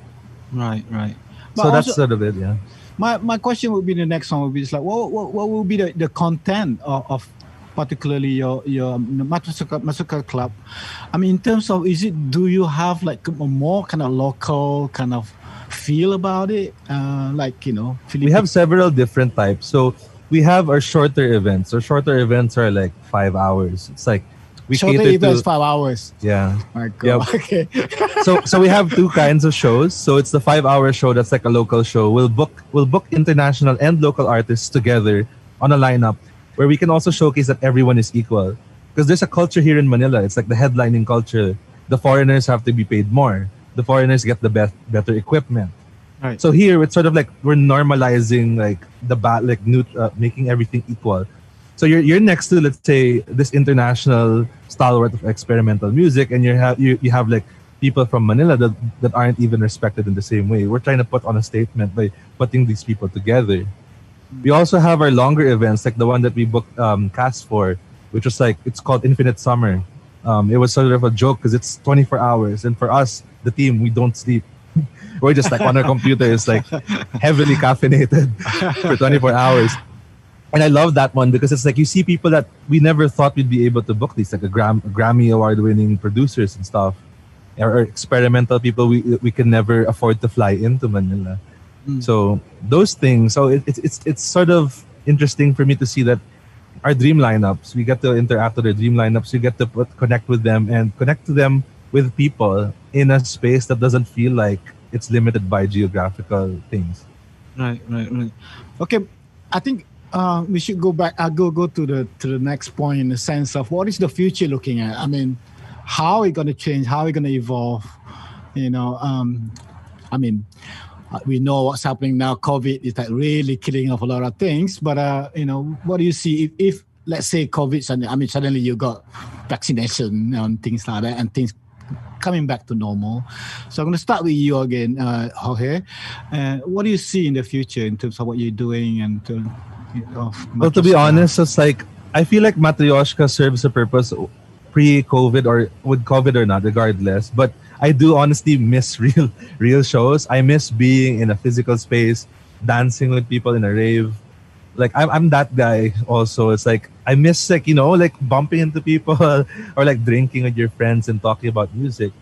So I feel like a lot of things will change definitely. I feel like COVID, even though there will be a vaccine, people will still be careful, of course.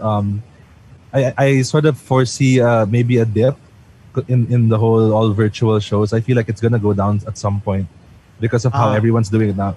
I'm pretty sure people can get sick of it because honestly, it gets tiring sometimes. Right. But I feel like it's making people reassess the normal.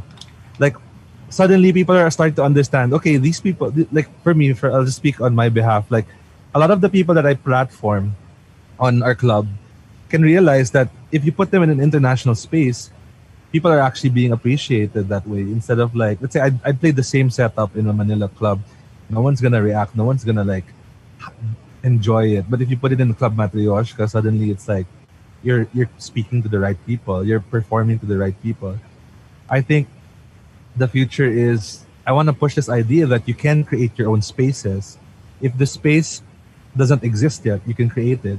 Also, challenging actual structures, like not having to rely on alcohol sponsorships, not having to rely on, you know, capitalistic structures to fund your idea. Like with Chocho, like the donation systems by the people that actually go to your shows. It's also exhibited in Club Matryoshka. If you want, it's sort of like if you want this space to exist, donate. And it's interesting that now it's self-sustaining. This idea that started off as a joke, everyone was telling me that's not gonna work, and suddenly it's like the idea is funding itself. And I don't know where else it can go, but I'm pretty optimistic about where we can take it. And if people try to bring it and interface it back to real events, now I know that if I bring Cass's group to Manila again, I know that there's like a bunch of people that want to hear it. It's like also an organizer told me what we're doing is a good test for who listens to what. So if we book like this international artist for Club Matryoshka and you see like 200 people from Manila listen to it, you don't have to be guessing who's going to go to a show if you actually book them in a real show. Yeah. So that there's sort of like that application, and it's not a replacement. It's sort of like a way also to understand how you can change the live setup, how you can change the club in general. Mm. So yeah, I don't think of it as like a replacement. It's sort of just, you know, it's an ecosystem as well. And probably in the future you might have all this like really good virtual reality thing going, so you feel like you're a 3D thing. You can bump into people. To add to before I pass it on, like some people have been telling me it's like Club Matryoshka as an idea is so good, they wish that I could make a real club with the same values and stuff. I've heard this from so many people, but I said I don't have money. But honestly, prior to this, I really wanted to open up a space. It's just that everyone I talk to that runs a space in Manila says it's not a good time. Okay. They're always just telling me. So yeah. One thing I want to ask though, I mean, if I don't pay, can I still get in? Yeah, you can. Okay, cool. Okay, next let's go to Lee and see what's her future like in terms of what's happening there in Bangkok. No future. No, actually, yes. There's a lot of future, but like, I don't know. I mean, I think it would be better, but like, I guess like we don't think about it so much. Like we just like, okay, we just continue doing what we want to do. But like, I am kind of hopeful that we're gonna be all right. I mean, I don't know. It's gonna keep going, and then like there are gonna be like something new and like really hopeful happening soon. So I mean, like we're just gonna keep doing. So are you kind of like got affected by what's happening there politically? You know, with all the protests and things like that happening in Bangkok.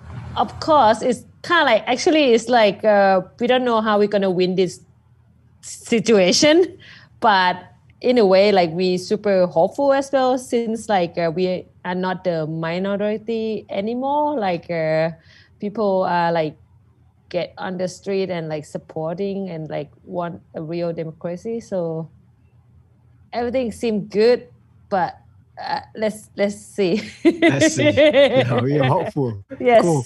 Yes. All right, let's get to Kas on his future. I mean, he's gonna get married or anything like that, or are you already married or what? Hey, your mic. Oh, I think the future is gonna be good, man. I mean, Right. I don't know. I mean, I'm pretty delusional person, but At the same time. but I think like what we talk about space, like what we do in Gaber Modus Operandi is really like celebrating the identity, you know, celebrating, especially like in terms of future. I think it. I don't want to sound like a traditionalist, but there is a lot of value that it's a lot of contemplation coming with the COVID time, right? You start to talk to your neighbors, which is you don't talk for like 3 years actually. Yeah. Yeah. I mean, like in punk movement in Bali, it's constant movement about open kitchen. Like you can see people the nice people become really nice and the shit people become just shit, you know. Like it's just like, but me as a producer, as a music maker, I did a lot of collaboration, and I think so a lot of things happens like issue, like global issue, like colored people. It's become a public like in public now. It's on the table. Even like the club culture gonna change. We're not gonna see the same, like I don't know if we're gonna come back to normal. It's gonna be the same normal, which is we just realize it's not what we want. But it's also like locally for us, it's kind of like a lot of rethinking, a lot of me personally, a lot of like thinking about like how is it going with the spaces, with the underground, because somehow like the internet really give us opportunity to connect it without even border anymore. Like Club Matryoshka, I play there, and actually I follow his Jorge work way before I know he's part of Club Matryoshka, because he's on the China board and in the label that I love so much, stuff like that. And then in the end, you know, like Indian is just, it's actually small circle, but it's not elite for sure. I think it's not elite.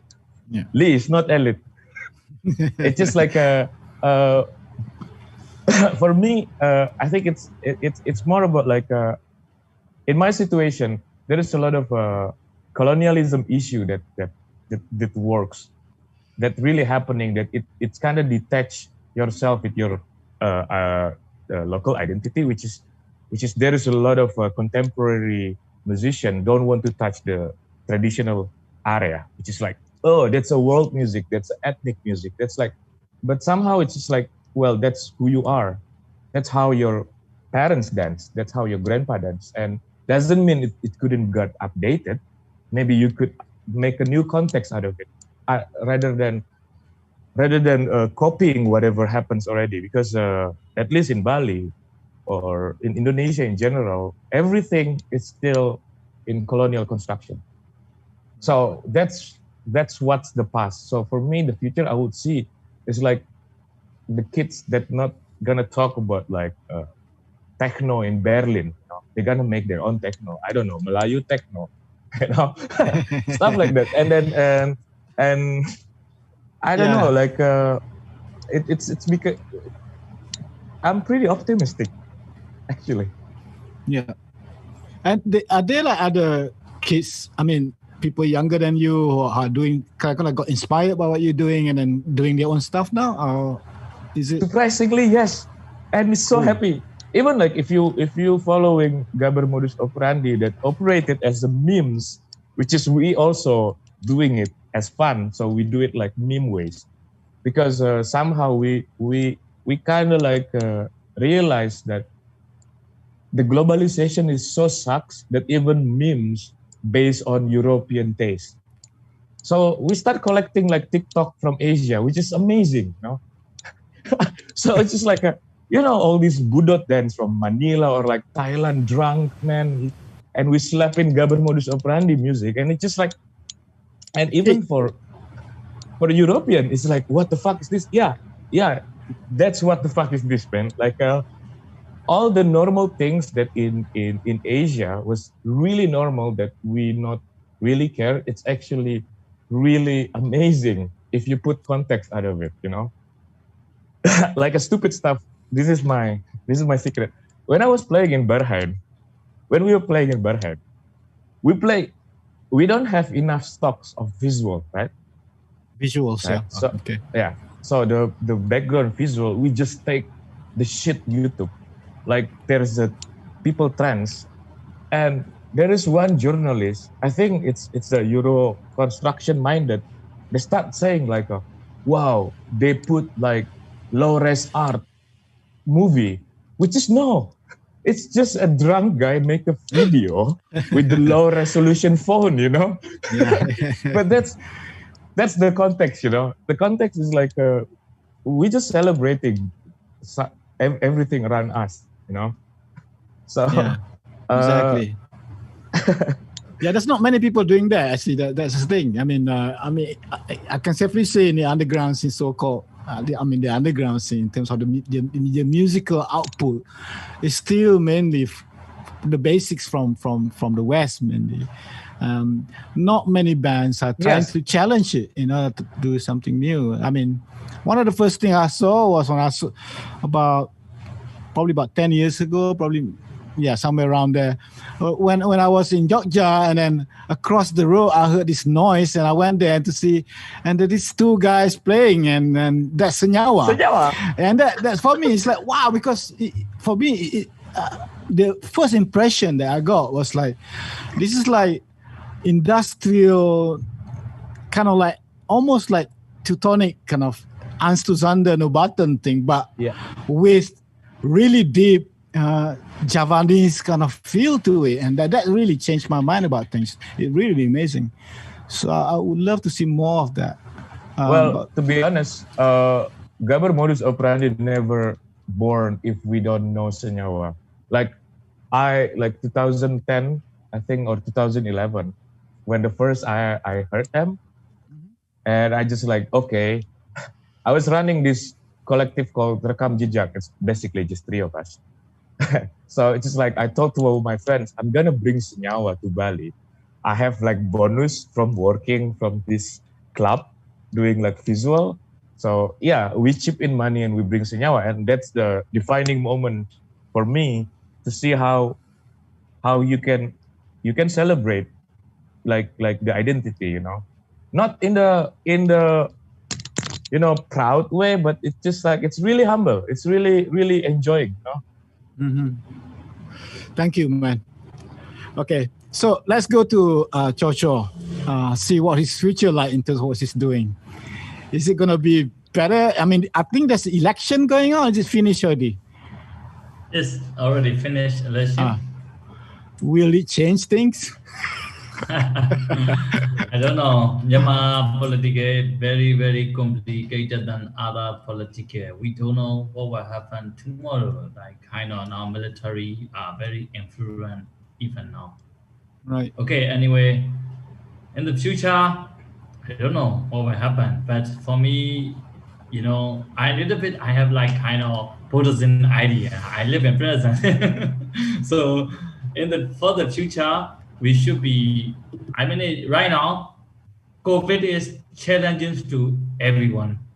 Yeah. You know, also to the capitalism, also to the everybody life. Yeah. Musician, some business are already destroyed, you know. So my idea is right now is very difficult, very important, you know, and around people in our location, we should support each other. We should, you know, contact each other, and solidarity is very important right now. You know, right. Even we don't know what will happen in future, but right now, for example, like a five finger, this is like a Mandela say, you know, one is not so useful. It's together, you know, together we should be. I think this time is the right time to do together, to do together for strong. I think otherwise, if we are strong right now, in the future, we can be more strong because of even, look at thing. Sometimes we have lots of drama. We don't like this. We don't like this. Maybe we are different. No, right now we shouldn't think about that. We should be together, like what Christmas say, right? So we don't talk never for 3 years. Now we talk. I like this so much. Yeah, right now we are like this. We should do more close, and we should care we should care our own community.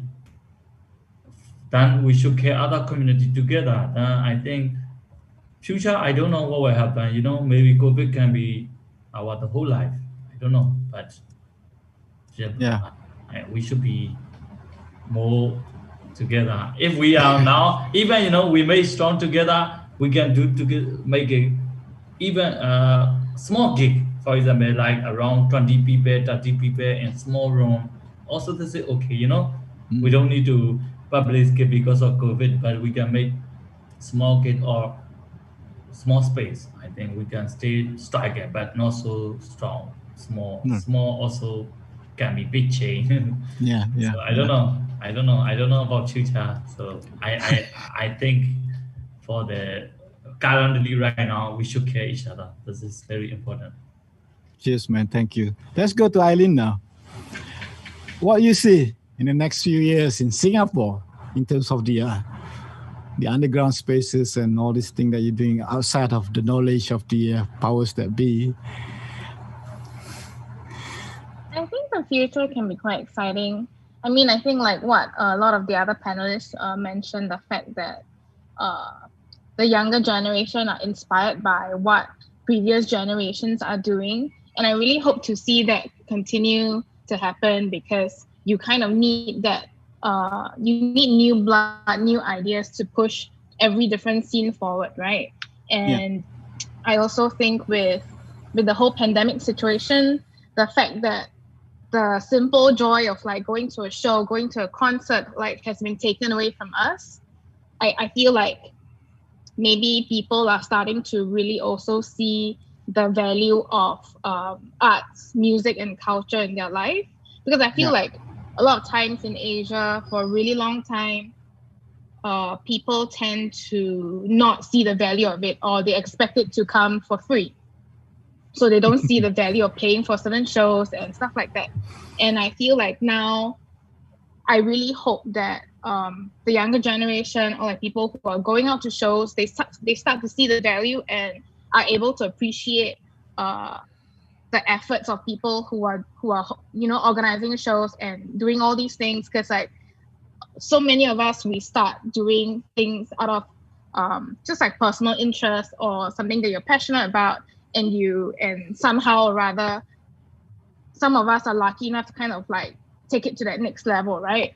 But I really hope that with the whole pandemic, people kind of start to see that this was something that was a big part of their life without them even realizing it, now that it was taken away, right? Because I feel like so many times you take all these things for granted, just like going out to a show or like going out to the club, but suddenly we don't have any of that outlet to release or to just like express ourselves on the dance floor for a couple of hours, on the weekend.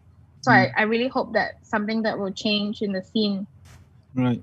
You still have Matroska to go and, dance in your kitchen or something like that. Okay, I think that we come to the end, I guess. I mean, I will ask you guys if you have any question among you guys you want to ask. But before that, let's go to, I think we have a few questions here got sent to me. And the first one is from Dayang to Jorge.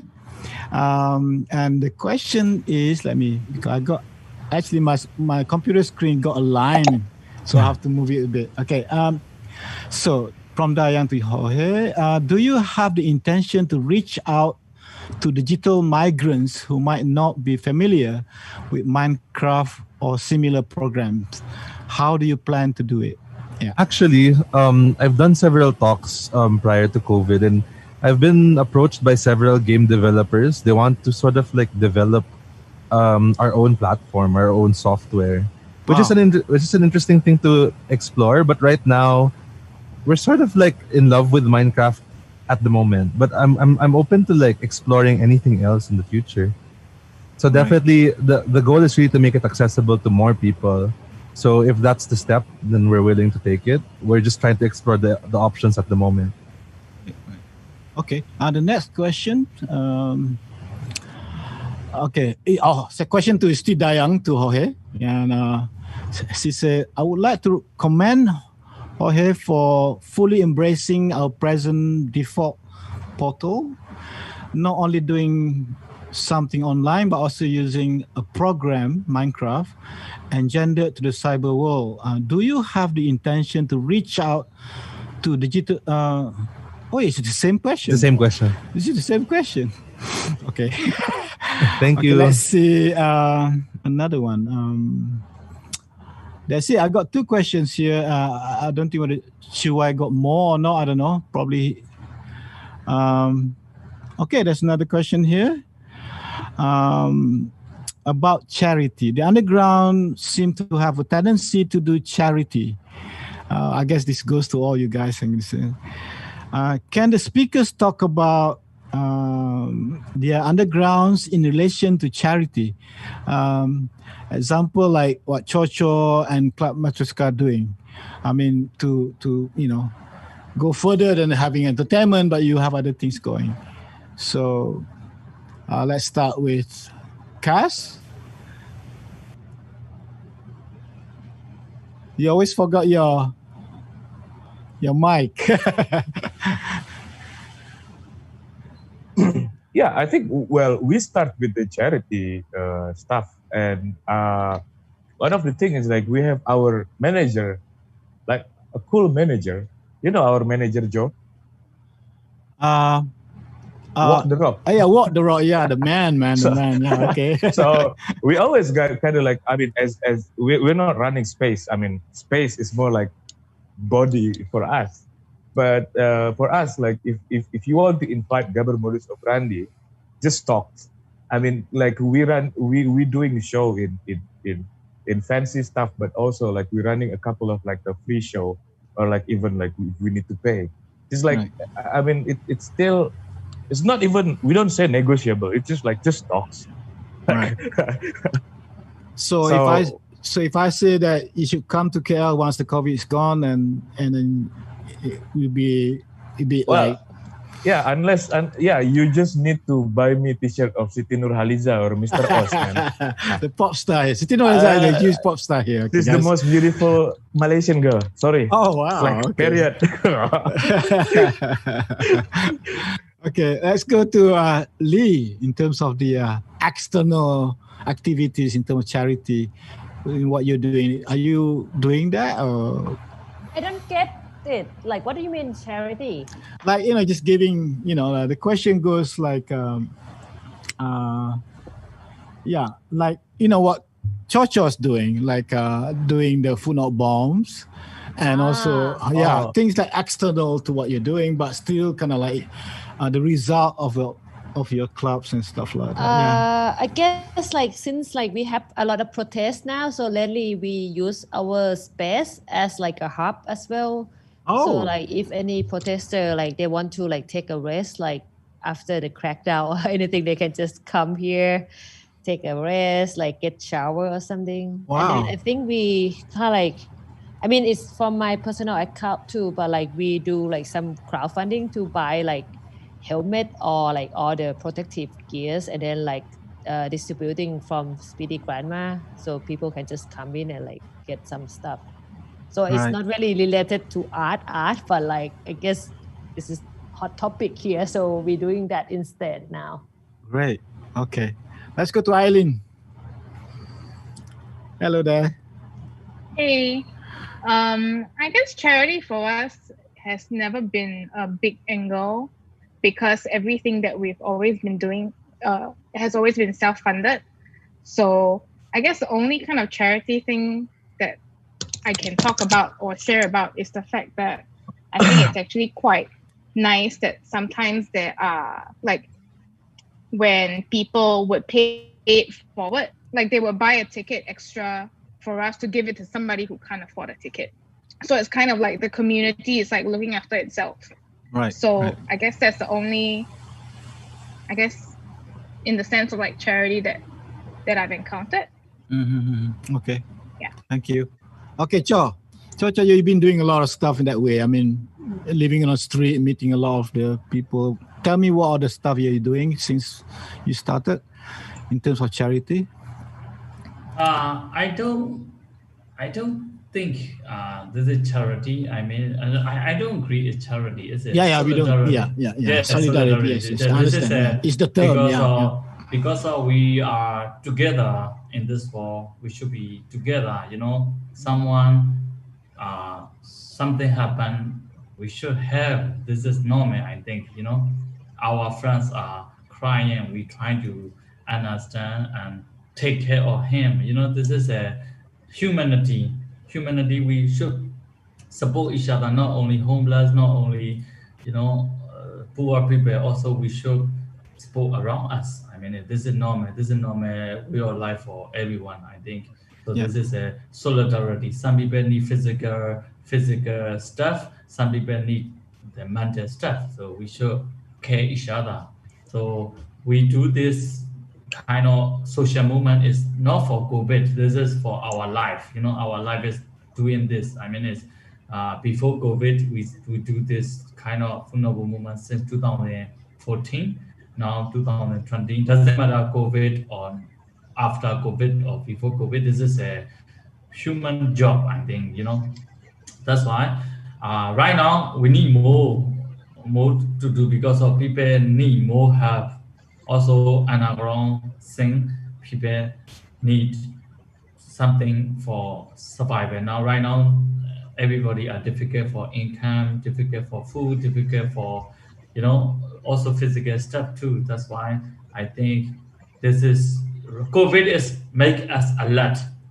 Don't forget to take care of yourself, to take care of other people. So so this is I think in another thing we need more solidarity together because we are not dependent from commercial. We stand for ourselves. So we try to support each other. You can call charity or you can call solidarity. Doesn't matter. I mean, it's having each other is always good. People need this a lot. Also, if we are enough for us, we should share to other people. So this is very, very important for me, I think. Great. Okay, Jorge. Yeah. I think what Chocho said is similar to what we believe in Club Matryoshka. It's like we really believe in helping. We also believe that clubbing can go beyond ourselves. It's not like we believe that it's possible to ethically be clubbing. You can go to a club while helping, the Amazon rainforest. You can go to a club by helping funding the COVID response. You can also go clubbing while sort of overthrowing the government or stuff like that. It's something I believe in personally, and I feel like it just sort of bleeds out to the Club Matryoshka ethos. And we've done a lot of charities even pre-COVID. Our first charity ever was for the Amazon rainforest. I felt like not a lot of people were putting attention to like how, other parts of the world are dying or getting destroyed. And it's like, why, if you can actually go to a club and, buy a table, like you guys were saying earlier, like how club culture is so, buy a table, buy a bunch of bottles. Instead of buying those things, why don't you buy or donate to this? Party here, get to see an international lineup that's super dope and save the planet while you're doing it. Stuff like that. I always believe in the power of the people to transform things. Right. Okay. So that's sort of like me trying to tell people you can actually use your money wisely. Right. Okay. Thank you for that. Okay. Now, guys, do you have any questions to the other panelists that you have in your mind? This is the time. Well, let's start with Cass. Do you have any question? What? No. Wait, no. Wait, sorry, it's a bit loud because it's raining now. I'm sorry. But, or maybe I just want to add a bit about the charity. I'm kind of like not really aware for the question before. But yeah, I mean, in GMO, we're not doing charity, but we're doing somehow kind of like like it's so diverse music in Indonesia. So we start to kind of like if we have a, let's say, important mixtape, like in DJ culture, like a mixtape is pretty important. So we're kind of doing a lot of research about like what kind of music that we're supposed to support. Like last time we have this emerging music from Papua, West Papua, that actually nobody really listened to. Not, sorry, I mean, some people, but like the YouTube view, it's only like 20. Okay. So we start to uploading the shit, like, because this particular scene is only exists in West Papua. And also the next presentation that we're gonna also doing this collaboration with local musician in Sumatra. They're doing kind of like weird jungle rave from the wedding. So it's basically wedding party that getting dragged way into rave. That Awesome. all these Asian things, you end up like drunk and like everything going so hard. But yeah, I mean, I don't think we do charity except this kind of like aware that we have a platform also that we could introduce a couple of works that don't have privilege enough than us, which is we just like so lucky and so privileged to share it more, and then hope from that it's gonna roll into bigger things, Right. But so you don't have a question? No. Okay. Next, let's go to Lee. Do you have any question, Lee? To any one of these guys? No, I don't have question, but I wish we can travel again soon so we can each other. Of course. I miss the food, man. Same. Wow. Like tourism in Southeast Asia is the food is insane. The food. Yeah, man. Insane. Yeah. What about you, Jorge? Do you have any question to the other guys? And my only question is, when can we all hang out in real life? I don't know, man. That's gonna be a bit. Oh man, I don't know. We just gonna have to ride it, I guess. See what happens. Yeah. Chocho, you have any question? No. I have no serious question. I just made joke like, can we meet one day? Of course, that's a question. But we never know when is that gonna be. Eileen. Yeah. Well, no question from me, but it was really insightful, just hearing all these things from all the other panelists and learning about all these other scenes and hearing about all of your struggles.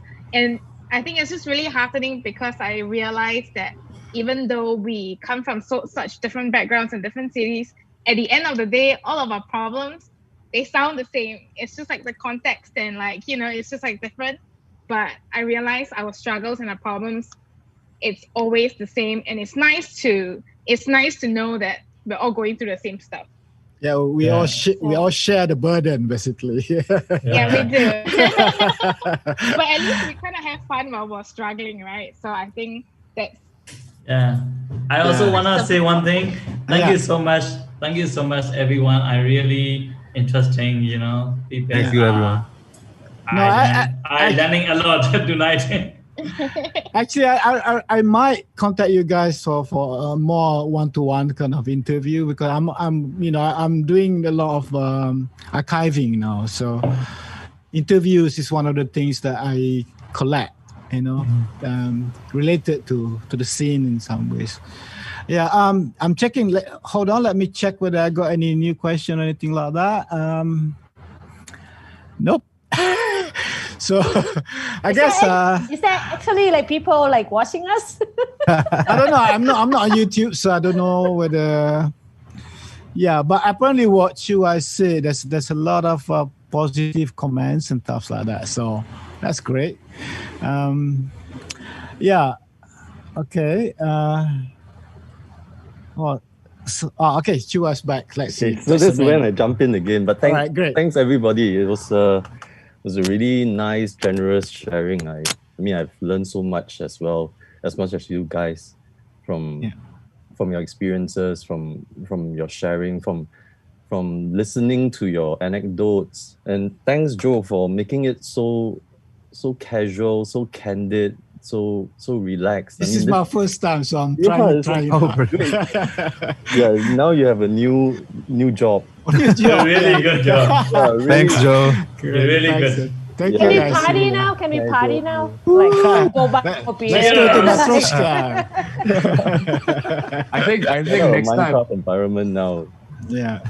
next Okay. time we have a chat like this, we should eat. Like bring your own Yeah. traditional food or whatever local food you Yeah. have, and then start explaining. This tastes so good, because Yeah, and I hungry, miss actually. eating with people. Same.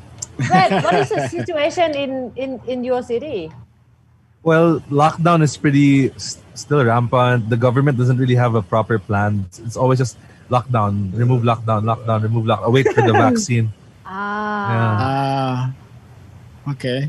So we all should move to Taiwan.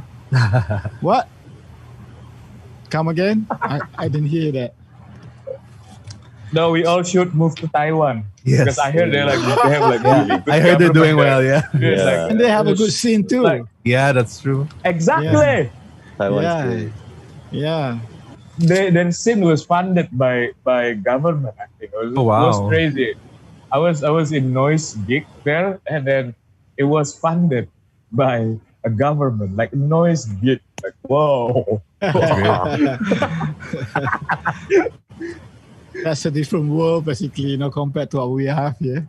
Exactly. Yeah. Okay, Chiwa.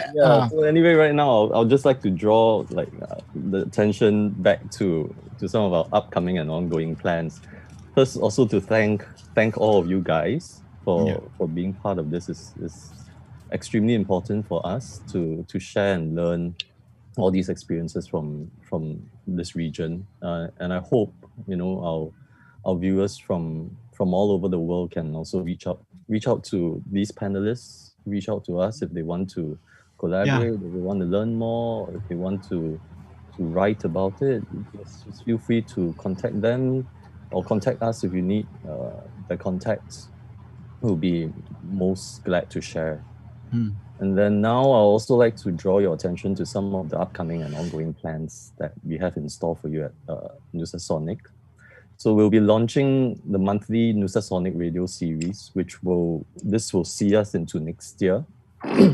We have commissioned 6 different festival and label partners to produce radio programs monthly that feature musicians, artists of their curatorial choice. So the first episode will be by Klex Festival from Kuala Lumpur, and will launch pretty soon. So keep a lookout. Yeah. And I would also like to share that the Nusasonic magazine has been really vibrant on our website, and we've been publishing some commissioned articles. You can actually just log on to read them. The latest article that was published just, I think, yesterday or the day before yesterday is one on budots in Philippines called Yes I to love that. Drugs by Dominic Zinampan. So yeah, and just log on to our IG, Nusasonic IG, and our website for updates. And I think it's apt that we end on this note, on the looming future. We're all in this together. We hope this Gather, Share, Evolve series has been beneficial to you for your art and music making, and to also have bridged distances in these uncertain times. So in the meantime, please stay safe, and we hope that we get to see each other physically pretty soon. Yeah. Depending where you are watching or listening in right now. Good morning, good day, good night, and thank you everyone once again. Bye. Yeah. Bye. Goodbye, guys. Thank Thank you. you. Bye. Take care.